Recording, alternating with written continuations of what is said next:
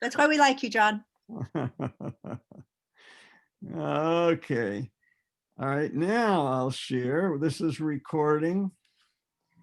And I'm just going to start where we left off, which was with the end of the Habsburgs in 1714, just so we have a connection to where we stopped. And the Habsburgs, they set up this wonderful thing like the French did at Versailles. But now we're coming back to 900 years to the 9th century. Remember Charlemagne? We talked about him a long time ago. I used the Habsburgs as a way to find a path through all the complex relationships in Europe as they were developing. And Charlemagne was around 800, and it was very hopeful. It looked like he was, Juan Jose, putting together a new civilization. And we watched him kind of construct a new civilization, and it seemed like there was liftoff. But this was the manner. And this was what supported Charlemagne. The end of the Roman period, you had no police, you had warlords, and then over centuries, warlords in different areas accumulated enough power to build a fortress where people in the surrounding could go protection from bandits. It was that simple. And this was the manner that was set up. Now, the problem that Charlemagne had is he couldn't figure out how to tax and have enough money to create a lasting central civilization. And then the problem was that these warlords, being warlords, like to raid each other. So there was a lot of instability in the formation of feudal times and feudal lords. So you had this new system, but the center, Charlemagne, didn't hold. Remember, he had 3 grandsons, and that split the empire up right there. He divided it among 3 grandsons. But day-to-day life, the peasants worked the land, followed the Lord's rules and judgments. He was the court, the legal system as well. He said who could marry, who could inherit land. And the village priest was there because this was a coalition, really, that started with the bishops. They were the surviving government officials from the Roman Empire. But that meant that by 800, 60% of the population had lost their freedom. They'd been reduced to being serfs. And there was no such thing as serfs in Roman time. There were slaves, but not serfs like we saw with the manor. And then the violence got even worse once Charlemagne and the Carolingian Empire faded. The violence got worse, and then on top of all this, Viking raids had started while Charlemagne was still on the throne. The Viking raids started in 793. And this is, Juan Jose, yet another example of wild men from the north. We've seen it.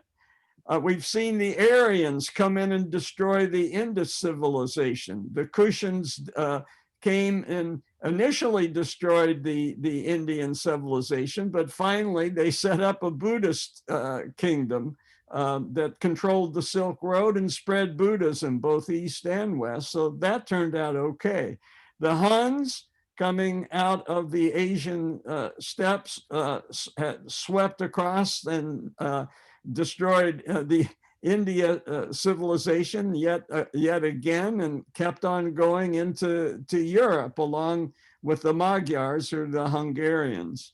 The Turks, we've seen the Ottoman Turks originally came from the Seljuk Turks that came spilling out of the steppes and raised hell with the Arab kingdoms. And now here we are. The last wave was the German, and that's where the Franks came from. They were Germans originally, but now we're dealing with men even further from the north, up in Scandinavia, the Vikings.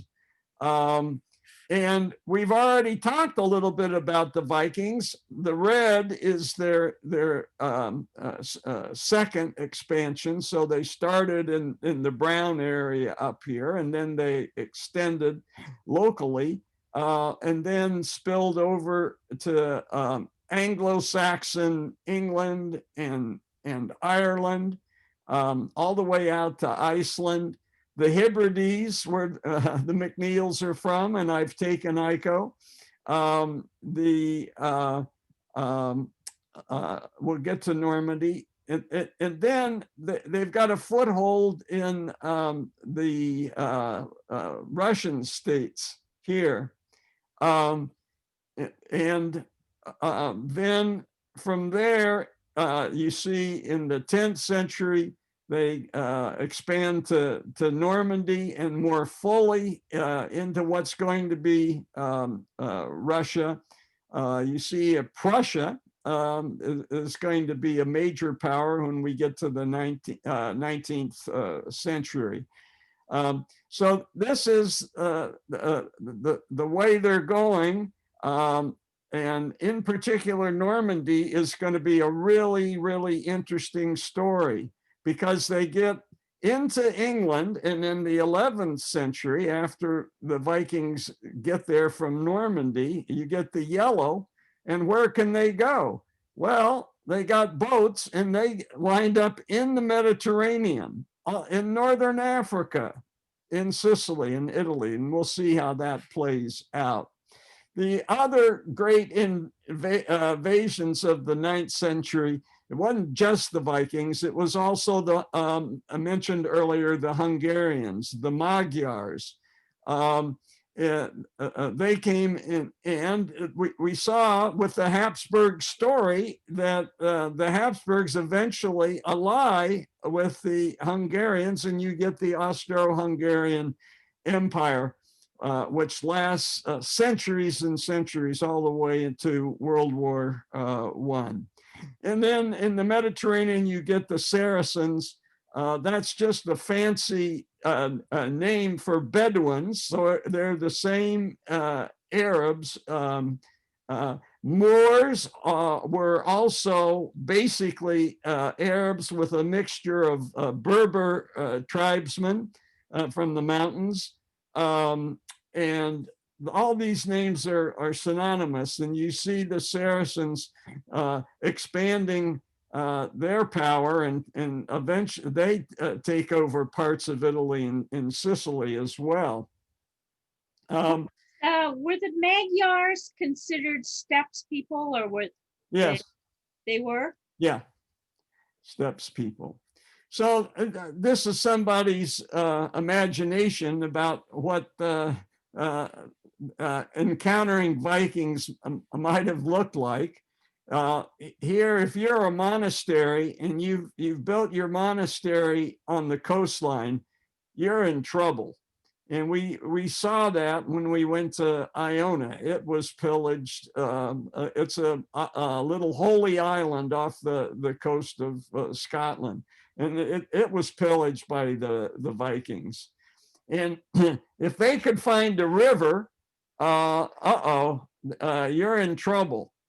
And one river that they found was the Seine. And up they went. And this is an important moment for the Vikings and for France and for England and arguably all of Europe. Irene's here. Yes, thank you.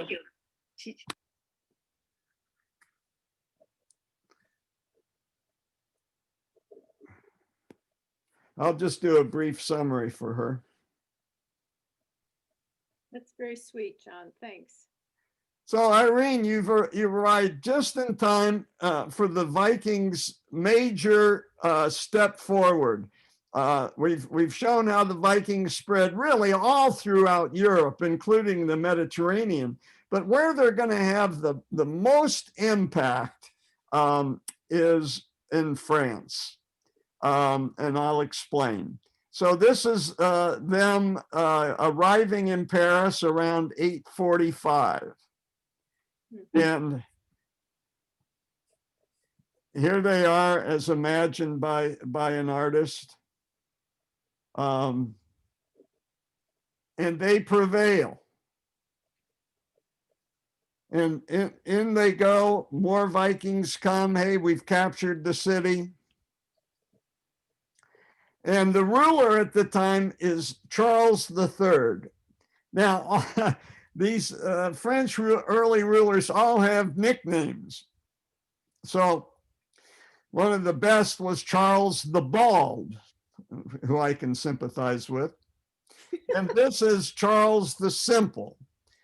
He was the ruler at the time, and he submits, but he is not just simple. He's pretty shrewd. So he was the first grandson of Charlemagne was Charles, and then he was Charles I, Charles II. Now we're at Charles III, controlling this area, which includes Paris. You'll remember the other two grandsons have this area, which includes Milano, and this area, which becomes the Holy Roman Empire. So Charles the Simple comes up with an idea. He says, if you leave Paris, I'll give you all of this country here. And I'll tell you what, we'll even name it after the men from the north, the Normans. And so this becomes the land of the Normans, or Normandy, which is plays a big role in World War II, Juan Jose. This is where combined force of Americans and British soldiers land and start their European invasion to wipe out Hitler. So this has tremendous. And all throughout Normandy, there are cemeteries of American and British soldiers and German soldiers who died with this landing. So this is a familiar territory to us, and our the history of England is in part determined. Now, just a quick review, what's going on in England? Well, you'll remember that when the Romans got weak, the Anglo-Saxons did an end run in 400. So they've been there hanging out, and they produced a great King Alfred. We talked about him, just a quick review. And then in came, before the Normans, the branch of Vikings from Denmark. The Danes, and they set up an area, their supervision was called the Danelaw, and they negotiated with Alfred the Great, and there was a standoff for a while. So the Normans, they finally get a foothold in Europe, and they build in a couple of hundred years, around 1020, they've invaded into the Mediterranean. They've settled along the north coast of North Africa. And they, in 1066, invade England. And they subjugate the Anglo-Saxons. So The Anglo-Saxons had subjugated the Celts who were there before them. And that's the story of King Arthur. Now we have the story of the Normans coming in to subjugate the Anglo-Saxons, and the great folk hero, like a little bit like King Arthur, is Robin Hood. So the Normans put in their own administration, and the arch villain in the Robin Hood stories is the Sheriff of Nottingham, who is a Norman. When we visited Scotland and we learned about the history of Scotland, we realized that Robert the Bruce, the great national hero of Scotland, was just a Norman fighting off other Normans. He was not indigenous at all. So this Norman invasion is terrifically important for the history of Britain. And because the influences in this country are hugely from Britain, even though we rebelled against them, still our legal system, our social customs have a lot to do with the Norman influence. And some people would argue the aggressive behavior of Britain. I mean, you don't conquer the world and have a world empire unless you have a little bit of aggressive tendencies, whether that's genetic or cultural, who knows. But it's certainly important that this Norman strain, this Viking strain, is part of Britain, and therefore is part of America, the part of America that was influenced by England. And that was our founding fathers in the early years, for sure. But this is a country of migrants, so it gets diluted as time goes by. And some of that was, has it been diluted enough? The question we're dealing with now with aggressive people. That's the story of the Normans, how they came into Paris and how that set into train a number of events that influenced the way the world evolved and the way we live today. So I just want to finish with what they did in the Mediterranean, because it connects with a previous story that we talked about, which was the evolution of the Eastern Christianity, the Byzantine Empire. By the 11th century, there was an uneasy truce between Western Christianity and Eastern Christianity. The Normans came in and took a look at that and said, wait a minute, there's some areas where there's an Eastern ruler in southern Italy, and there's other areas where there's a Western ruler and they speak Greek in the eastern part and Latin in the other part, and this doesn't make sense. So they said this truce cannot stand. All churches now have to speak in Latin and no more Greek. And so to counteract that, you go to Constantinople, and the emperor, who is also the head of the church there, they don't have this split like we do in the West between church and secular power. He says, well, if you're going to do that, we're not going to tolerate any more Latin being spoken in our churches. So there's a religious cleansing, if you will, and it hastens the Great Schism that comes shortly thereafter. So you can see, we've looked at this graph before, coming at it from the side of the Orthodox, because we did the Eastern Church first, because it continued.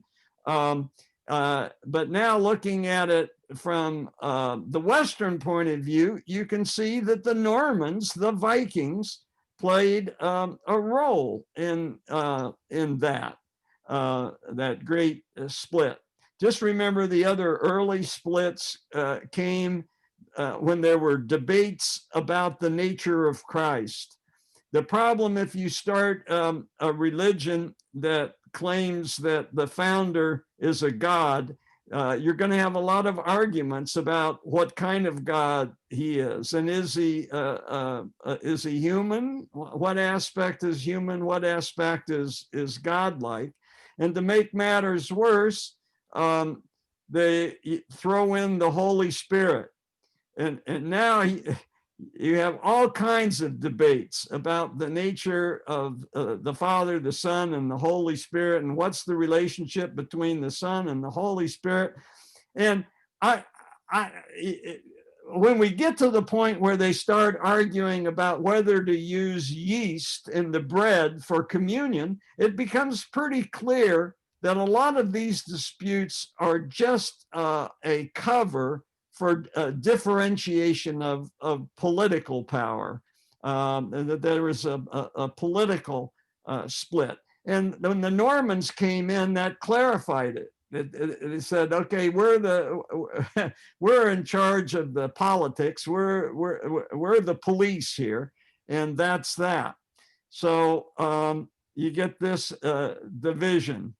And the mechanism was that the Pope, Leo, he excommunicated the head of the church in Constantinople, the patriarch.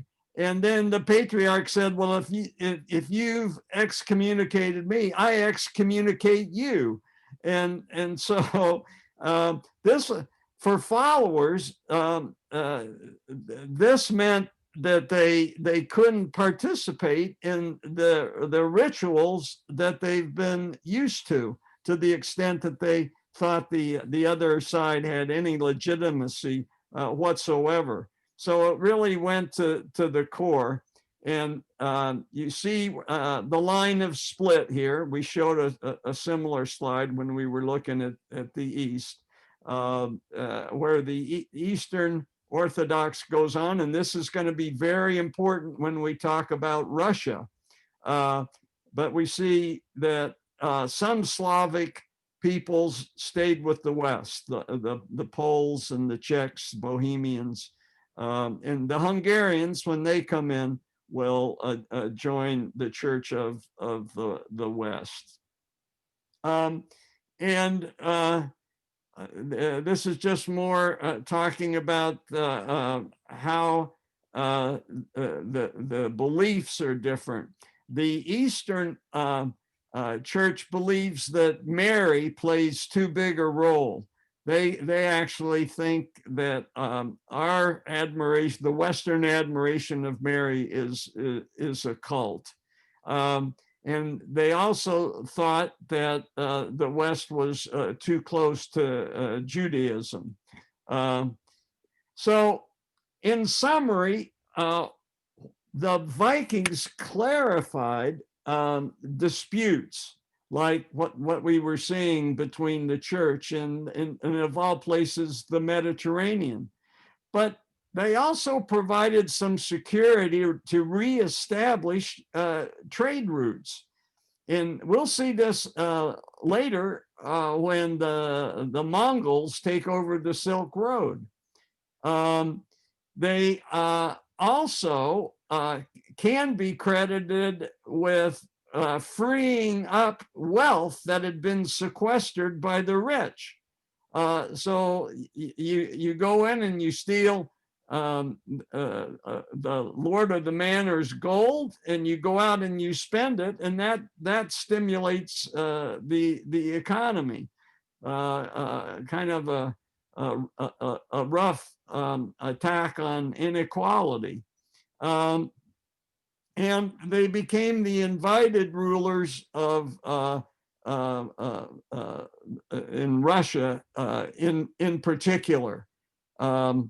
So They also brought in new military techniques that were adopted by the people that had been in power. Okay, this is how the Vikings fight. We'll learn how to fight. But the other important thing is that the Vikings themselves became more domesticated, more and settled down, and became the rulers, the new rulers, as we saw in England. And for Spain, this is important because you have knights in the north of Spain near the Pyrenees who learn these techniques, sharpen their skills, and in a couple of centuries mount the Reconquista of Spain that has been held by the Arabs for almost 700 years. The other thing that you see happen from this spread of military prowess is the Crusades. And the Normans, once they get to the Mediterranean, are in an excellent position to lead those crusades as other knights come on this religious quest from the north. They join up with the Normans, and there are actual crusader castles in the Holy Land, little manors that they set up in the Holy Land. And finally, by the time the Holy Roman Empire matures, it sends troops into the Baltics, and we'll see pictures of that later. So we come out of this period of the early Middle Ages. We're halfway through our Christian period, right? We started in 500. We've seen the early Middle Ages, the evolution of the alliance between the church, the surviving bishops from the Roman Empire, and the new warlords. And we've seen how that evolved. The hopeful period was Charlemagne, but dashed by the Vikings. And finally, we reach the high Middle Ages. And things are going to start to look up here. I've been talking about a lot of doom and gloom in the first 500 years. But by 1000, there was enough security provided by possibly the Normans, but there were fewer new sources of raw aggression coming in. The Hungarians had settled in. The Arabs are still in charge all the way from Spain across northern Africa, the Middle East, all the way to the Indonesia. The Sufis, in particular, are great tradesmen. So Juan Jose, you have this everybody of the same religion across this whole area. And what can you do when you trust a fellow religion person? You can establish credit. And how important is credit to trade? It's huge. And so this whole notion of credit mainly initially went from west to east, but we're going to see by 1000, this idea of credit could travel on new pathways, new trade pathways going north and south. So the other thing that helps is the climate. You have a global warming, which is beneficial. It's part of the natural cycle, and it allowed a longer growing season and more of a surplus and less damage from frost. You also have new technology coming in. The Silk Road is being maintained, and by various coalitions of Muslims, and ideas are coming across. And one idea is how to get horsepower. The way we talk about our cars is in terms of horsepower. But how can you capture horsepower? Well, the initial idea of putting a rope around a horse's neck and having him pull was limited by how the choking effect of putting of that rope. So the Chinese figured out, and maybe it came from the steppes. No, who knows? But that you could put a whole breast collar harness on a horse, and then when he moved forward, it's his whole front of his body is harnessed and generating more power than can be generated by just a rope around his neck. And Europeans didn't figure this out until 800. Probably the technology traveled on the Silk Road, but by 800, the horsepower had been harnessed in Europe. So once you have horses and you figured out harnessing, you can do a lot of things. You can have the heavy wheeled plow, which you see down here.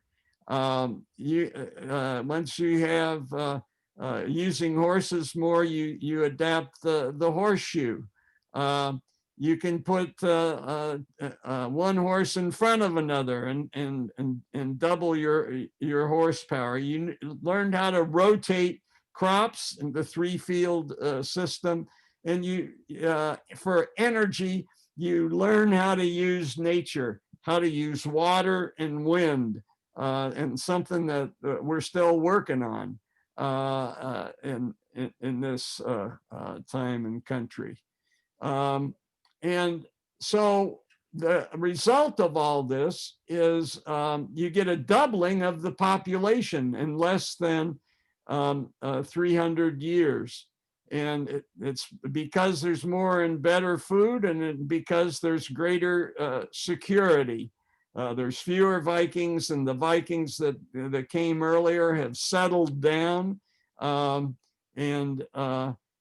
Here is a graphic of what happened first in China, same effect, but earlier, and in Europe. We're going to see a drop off here, and we'll talk about that later. But this is interesting. You have the largest cities of the world, and none of them in the top 6 are from Europe. The first city around the year 1000 is Venice. They're well situated on the Mediterranean, and they're up to 45,000, even more than Rome. But at a close second is third is Trier. We mentioned that last time when we talked about Ramsey and Janet organizing a trip for us to go to Trier. It was one of the largest Roman cities, and because of its good location, it's among the top 5 in the year 1000. It's part of its Roman legacy. And then what Speyer? I never heard of it. And I'm going to show you a map in just a second, showing you where Speyer is and explain how that got on there. But you go 200 years later, and boy, Europe has busted through the top 5, particularly with Paris. So obviously Paris has recovered from the Viking raid, and probably leveraged their relationship with Normandy to grow. And Paris is an important part of the church. You're going to see that the University of Paris was originally a church school, the Sorbonne. And that was the reason for it existing. And this was the legacy, probably combined of Charlemagne and his working relationship with the church. You'll remember that he was crowned by the Pope in Rome. So that relationship continues. Then you see Juan Jose Milano. We're looking at world population, and here they are. They have busted into the top 10 along with Venice and Seville, which is still an Arab city. Cordoba is there. And Rome has stayed about the same, as has London, and so has Trier and Speyer. So where's Speyer? So Speyer is a city not far from Heidelberg on the Rhine River. And you'll see it's in the Holy Roman Empire. So that's in the easternmost part of Charlemagne's legacy. And it's a beautiful city. I just threw in this isn't very good, but this is the Rhine Valley. And you see the landscape on either side, more mountainous and hilly. So this is and that's why Speyer is where it is, because it's on the water. So medieval rulers started popping up. I picked the Habsburgs, but at this time where you get the growth, the economic growth, you have one example is the Habsburgs. They're living in one of those manors. And they have an advantage in that they're kind of landlocked, far away from any possible Viking invasion. And they're progressing along at this period and growing. More crops are growing on their land. And they start marrying. I made the point that was one way, through marriage, that they could expand their hold. So it wasn't just one manor. Now it's a confederation of manors that are in their power. And that's how one particular warlord becomes more powerful. And then with that responsibility, you work on communication, you work on taxation, you look around for where you can get good bureaucrats. So maybe you chip in a little bit of money to the church to set up a university, because their products can come and work and help you manage your little kingdom.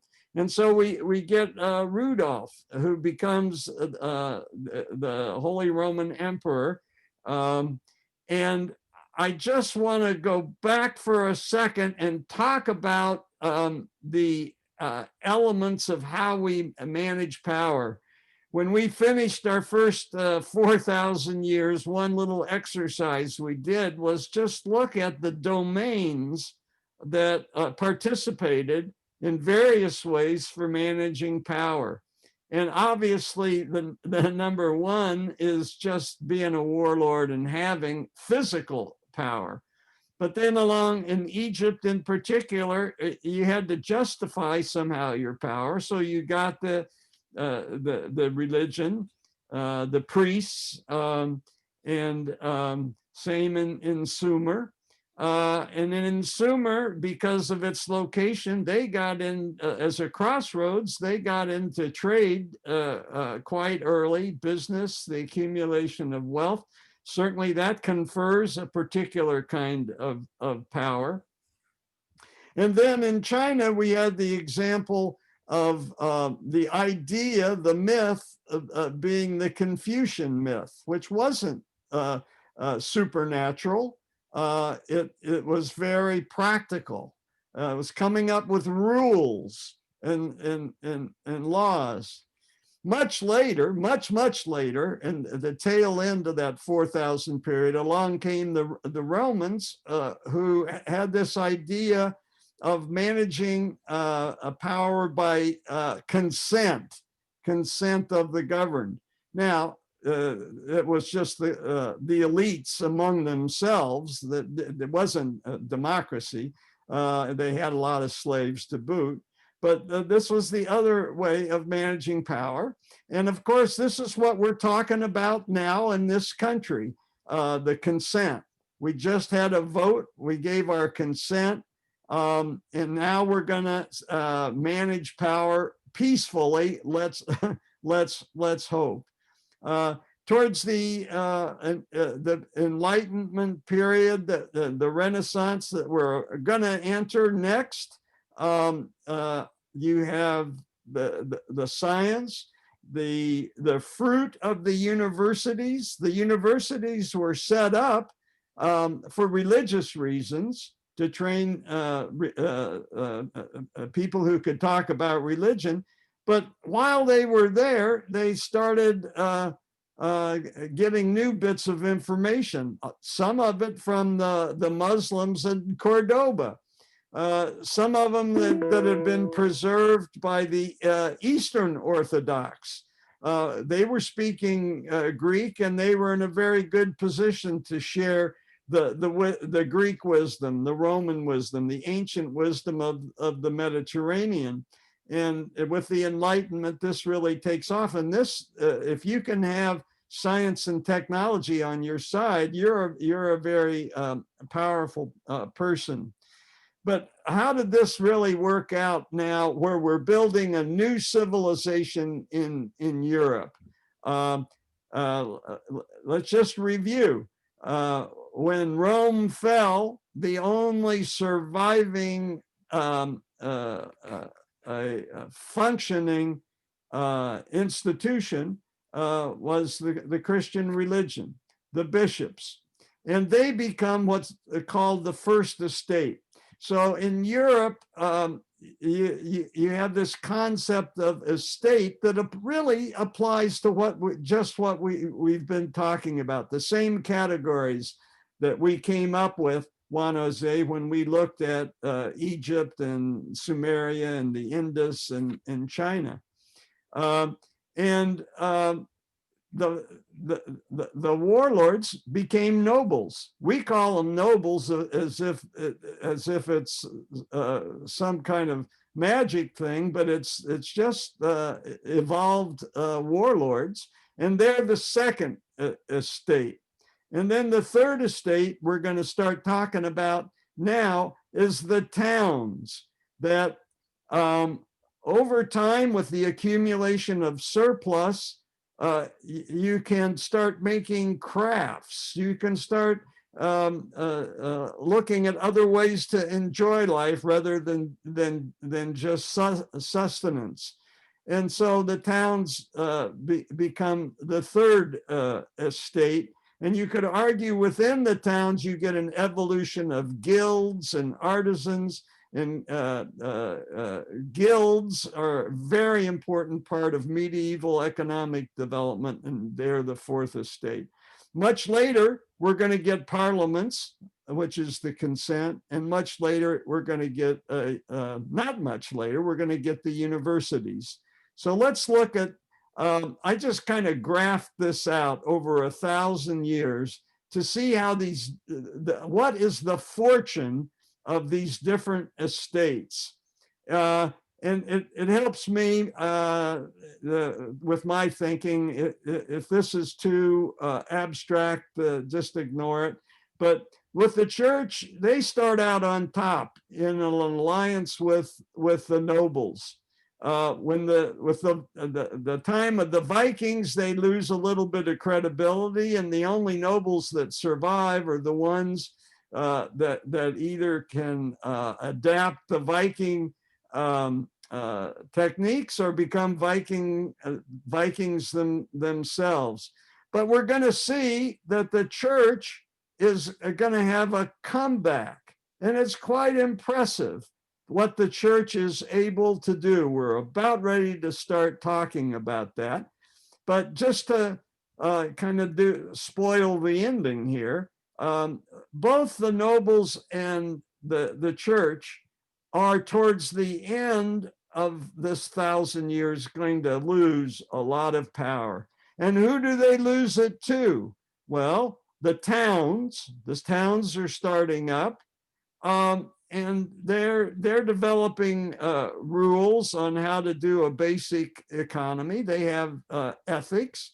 The nearby surrounding nobles participate in the town. I'll be your sponsor in this town, but you've got to pay me taxes. But as time goes on and trade grows, the towns say, it would really be nice if we had a governance that took in all of the towns. And this one particular warlord seems like he's the best. Let's see if we can get him to provide security for our goods throughout Europe, throughout this region. And then with time, the towns evolve to the point they're sending kids off to universities, and kids are coming back to universities, and they got this idea of consent. And so you get at first a union between the nobles who don't like this king, right? This king is a threat to their power. So you're going to see conflict between the nobles and the king. You're going to see conflict between the king and the church, particularly when the church hits its maximum power. And they're kind of caught in the middle, sometimes allying with the nobles, sometimes allying with the king, is the church. And the parliament, we tend to think of the Magna Carta, which took place in Norman England in 1215, as being this great step forward for democracy. It was just part of a spat between the nobles, who eventually were going to lose their power, and the king. The Magna Carta was, king, we nobles have certain rights, and don't get too big for your britches. You can tax, you can run the roads, but don't try to take away our power. And we're going to get together every once in a while and call you and hold you to an account. And that's the origin of the parliament. So that's my quick introduction to the high Middle Ages, a hopeful time, a time of economic revival. And this will probably be a good place to stop for now. This has been a kind of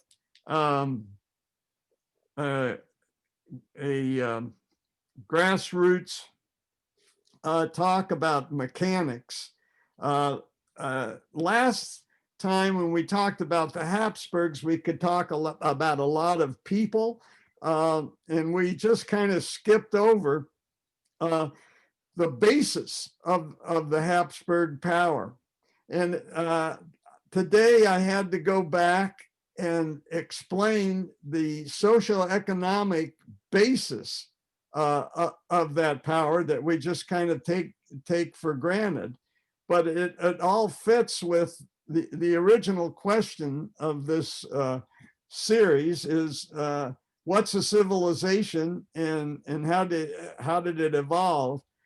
We weren't there when Egyptian society evolved. We weren't there when the Indus society or the Chinese society evolved. We try to extrapolate from little information we get in records and archaeology, but folks were around and watched this European civilization start up. And we have some idea of the mechanisms of what's required for a civilization. So this wasn't exciting with a lot of personalities and kings and queens and wars like the Habsburg, very dramatic. But we have to understand what helped the takeoff of Europe, because the rise of the West, starting in 1500, our destination at the end of this period, the rise of the West affects the whole world, affects all the civilizations, Chinese, Indian, who become colonized. And some of that is Viking aggression. So I threw that in. So we've got now the basic stew. And when we return next week, we can serve it up and start consuming some of it, because it gets more interesting. But you had to know what are the elements underlying a civilization.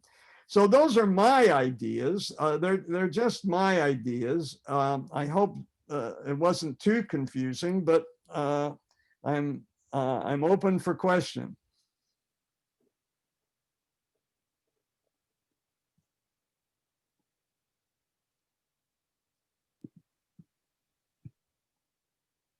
John, this is Irene, and I loved this. This was quite wonderful and very helpful, and especially how you set up for the next bit. And I don't think it's just mechanics. It's fascinating. Sadly, I have to run to a noontime meeting that I'm a little bit late for, so I'm going to look forward to watching with Rob the recording, because he couldn't watch you right now. Okay. Thank you so much. Bye. Right. Bye. So I don't have any questions right now, John, but this is really, really exciting, because we're getting up to a place where I have a little bit more sense of the history. So, and it's fascinating how you weave them all together, and all these questions that I've always had about, so who are the Huns and what happened to the Magyars? And you're really tying them together for me. I appreciate it a lot.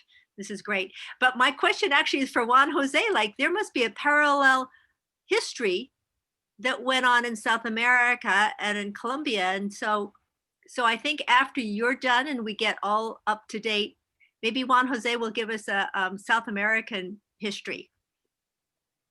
I can surely try to do that. It's not going to be on the same level as Professor John, but I can be, let's say, like professor assistant on that topic. Yeah. That would be great, because you have a deep, rich history, and we don't know anything about it. Well, and it would be good to hear it from your side, because all we've gotten is our side. I can prepare a master class for guys. Hey, That's great. Juan Jose, just one observation from our election. You know, Florida was very important. And all of a sudden, Trump did better in Florida with Hispanics than he did the last time. And they've pointed out that it's Cubans mainly that live in Florida, Venezuelans who have fled that live in Florida, and Colombians that live in Florida who are the Trump supporters. Does that make sense? Actually, it does. It has also been a topic here at home because we cannot imagine how ungrateful like these people are from our point of view, because most of these people, like if they have come during Trump, if Trump was president back then, they wouldn't have been able to get into the Yeah, country, that's right. and they're closing the doors for their fellow Hispanic uh, people. yeah, for their fellow Hispanic people. So yeah, they're really ungrateful. I think they forgot their roots, they forgot where they come from, and they already believe themselves as Americans, as yeah, as that everything that happened before don't really matter to them as long as is on their interests. The Asians have a similar story, you know, where they say that, you know, the last man on the boat, you know, the first people got in and they got settled, and then they don't welcome the next boatload coming in, you know, same thing. Yeah, totally. Yeah, exactly. So But yeah, your ungrateful. sister, you know, she was calling in Spanish for Biden. Yeah, Oh, she told me about it. Yeah. I heard that Biden did really well with Puerto Ricans. He got to the Puerto Rican population. So Well, he won. Trump was horrible. He was just holding back aid for the Puerto Ricans. You know, they're part of our country, and he was Yeah. holding back aid just so that they would vote for him. What a crook! Yeah. And Biden reminded them. So that was really, and I heard Hispanic women voted for Biden more than the men. Good. Great if Juan Jose's sister was calling, that's fantastic. Yeah, in Spanish. Yes, Yeah. it's nice. So she's got to call those Colombians in Florida. Yeah, she better calls them and have a real conversation with them. That'd be good. Great. Well, thank you. And Juan Jose, thank you for giving up your lunch hour and doing this. This is really fantastic. Don't worry, I love this. Yeah. All right. See you you. next week. Thank you guys. Thanks a lot. See you Thank next you. week. Bye-bye. What I would like to do is send forward a video, the last one that you sent, or maybe this one, to my friends who run the Scholar Ollie out of East Bay Hayward, Uh-huh. and see if this is something that their constituents would be really interested in, because then you